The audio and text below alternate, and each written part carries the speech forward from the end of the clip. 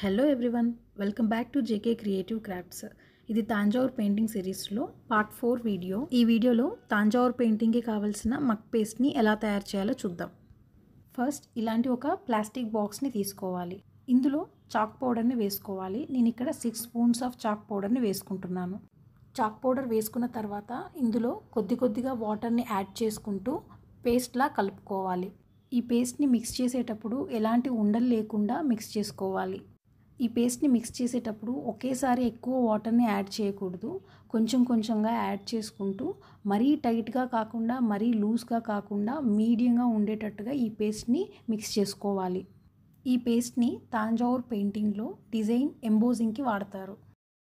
ఈ విధంగా మిక్స్ చేసుకున్న తర్వాత ఈ బాక్స్ పైన మూత పెట్టి ఈ పేస్ట్ని ఇలాగే 3 to 4 days బాగా నాననివ్వాలి. ఇలా చేయడం వల్ల పెయింటింగ్లో క్రాక్స్ రాకుండా ఉంటాయి.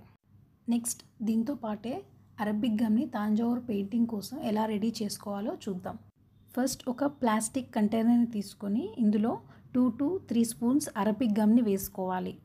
మనం ఎన్ని స్పూన్స్ అయితే గమ్ వేసుకున్నామో అదే స్పూన్తో అన్ని స్పూన్సే వాటర్ని యాడ్ చేసుకోవాలి. ఇలా చేయటం వల్ల గమ్ మరీ నీళ్ళలా కాకుండా చిక్కగా ఉంటుంది. ఈ గమ్ని ఇలా మూత పెట్టి 2 to 3 days బాగా నాననివ్వాలి. 2 నుంచి 3 రోజులు నానబెట్టిన తర్వాత గమ్ ఇలా తేనెలాగా చిక్కగా తయారవుతుంది.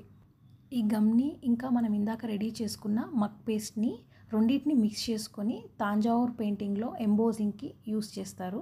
అది ఎలా చేయాలో నెక్స్ట్ వీడియోలో చూపిస్తాను. మీకు కనుక ఈ వీడియో యూస్ఫుల్గా అనిపిస్తే ప్లీజ్ వీడియోని లైక్ చేయండి, మీ ఫ్రెండ్స్ అండ్ ఫ్యామిలీతో షేర్ చేయండి. అలాగే ప్లీజ్ ఛానల్ని సబ్స్క్రైబ్ చేయండి.